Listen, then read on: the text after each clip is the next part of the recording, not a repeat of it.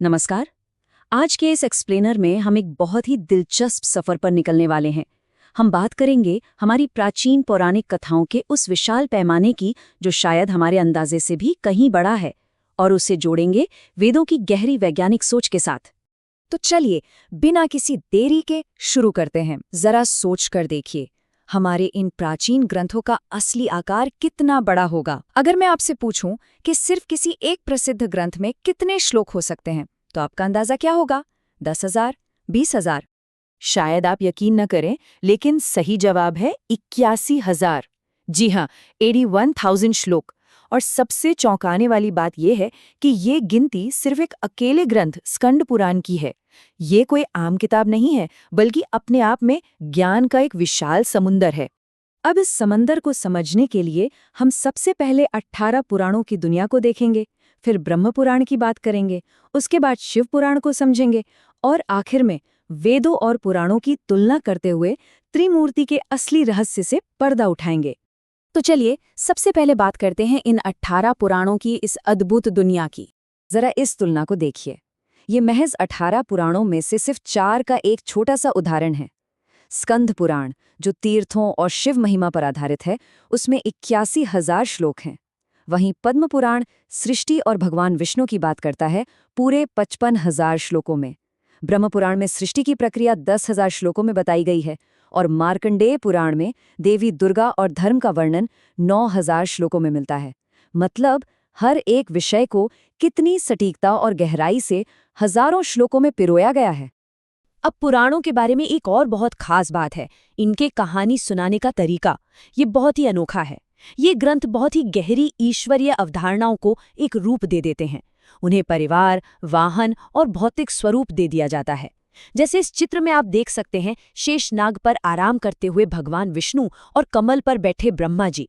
इस शैली को ध्यान में रखना बहुत जरूरी है, क्योंकि आगे चलकर यही बात हमारे बहुत काम आने वाली है। अब थोड़ा और गहराई में चलते हैं और पहले पुराण यानी ब्रह्म पुराण पर नजर डालते हैं।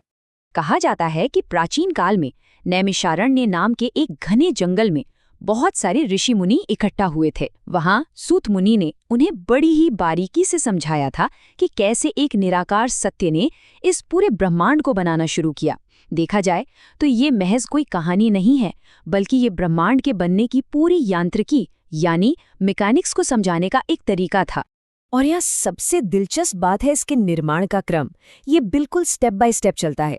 सबसे पहले महत यानी महान तत्व आता है, फिर उससे अहंकार का जन्म होता है।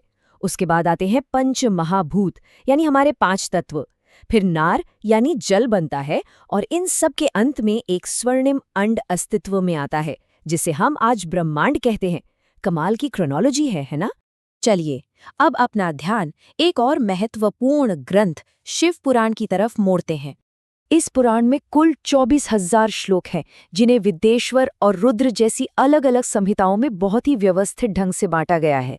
अब यहाँ ध्यान देने वाली बात यह है कि ये ग्रंथ भगवान शिव को सिर्फ एक रूप या देवता तक सीमित नहीं रखता, बल्कि उन्हें इस पूरे ब्रह्मांड का एक शाश्वत और अव्यक्त कारण बताता है। यहाँ विनाश का मतलब सब कुछ खत्म होना नहीं है, बल्कि वो एक नई शुरुआत की तैयारी है। यहाँ से हमारा ये एक्सप्लेनर एक बहुत ही दिलचस्प दार्शनिक मोड़ लेता है।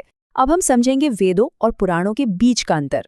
ऋग्वेद की एक बहुत ही पुरानी और प्रसिद्ध लाइन है, एकम सद्विप्रा बहुधा वदन्ति। इसका सीधा सा मतलब ये है कि परम सत्य सिर्फ और सिर्फ एक ही है, भले ही ज्ञानी लोग उसे अलग अलग नामों से पुकारें। ये विचार सोचने के तरीके को पूरी तरह से बदल देता है।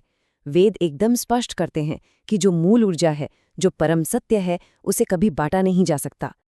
अगर हम निष्पक्ष होकर देखें तो इन दोनों में फर्क साफ नजर आता है।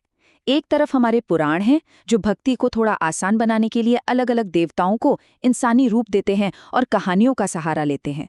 वहीं दूसरी तरफ हमारे प्राचीन वेद हैं। वेद किसी रूप की नहीं, बल्कि एक निराकार सत्ता और उसके सार्वभौमिक कामों की बात करते हैं। वो पूरी तरह से कॉन्सेप्ट्स पर टिके हैं, और सच कहूं तो अपनी अपनी जगह दोनों का ही तरीका सत्य को व्यक्त करने का एक अलग माध्यम है। और अब आते हैं उस सवाल पर जो शायद इस पूरे एक्सप्लेनेटर का सबसे बड़ा रहस्य है, हमारी त्रिमूर्ति का असली वैज्ञानिक अर्थ। अगर हम एक पल के लिए इन मानवीकृत प्रतीकों और चेहरों को हटा दें, तो त्रिमूर्ति के पीछे का जो विज्ञान सामने आता है, वो सच में हैरान कर देने वाला है। ब्रह्मा उस असीम निर्माण ऊर्जा को दर्शाते हैं जिसे आज के विज्ञान की भाषा में हम बिग बैंग कहते हैं। भगवान विष्णु गुरुत्वाकर्षण और हमारे इकोसिस्टम की तरह काम करते हैं, हर चीज को बांध कर रखना और उसका पालन करना। और शिव उस संहार और रूप बदलने की ताकत के प्रतीक हैं, जिसे एस्ट्रोफिजिक्स सुपरनोवा कहता है। सब कुछ कितना मेल खाता है। तो इन सब चीज़ों को जानने के बाद एक बहुत ही गहरा सवाल जहन में आता है, क्या हमारी ये प्राचीन पौराणिक कहानियाँ और आज की मॉडर्न एस्ट्रोफिजिक्स, क्या ये दोनों बस एक ही अद्भुत ब्रह्मांड को समझने की दो अलग-अलग भाषाएं हैं? क्या ऐसा हो सकता है कि हमारे प्राचीन ऋषि मुनि और आज के वैज्ञानिक असल में एक ही ब्रह्मांडीय सत्य का अनुवाद कर रहे हों? ये एक ऐसा सवाल है जिस पर हमें ज़रूर सोचना चाहिए। आज के लिए बस इतना ही, लेकिन ये विषय यकीनन यही खत्म नहीं होता।